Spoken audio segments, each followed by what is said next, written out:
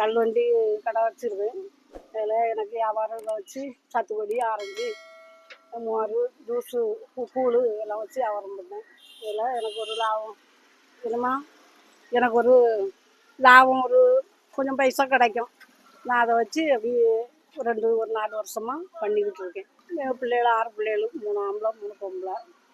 5 பேர் கல்யாணம் கழிஞ்சு, ஒரு ஆளுக்கு என்ன கல்யாணம் கல்யாணம் அது மகெல்லாம் தனித்தனியாக எல்லாரும் இருக்காங்க.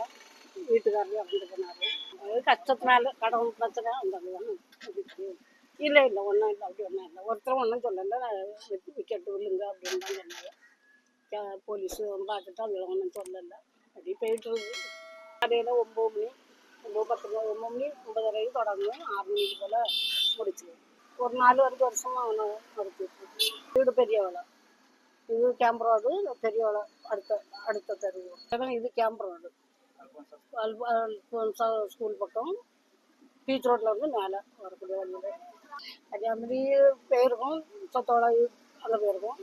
அதெல்லாம் நல்லா பிடிச்சிருக்கு. அங்கே சும்மா நேரம் போட்டு போயிட்டு வருவோம்.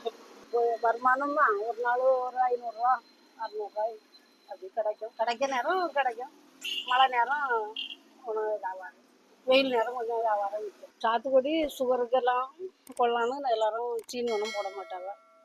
நல்லா இருக்குது, தண்ணி ஒன்றும் சேர்க்க மாட்டியெல்லாம் நல்லா இருக்குது அப்படின்னு எல்லாரும் வந்து இப்போ தொடர்ந்து சுகரு இந்த மாதிரி குடல் புண்ணு அந்த மாதிரி இருக்குது. இது கொள்ளலாம்.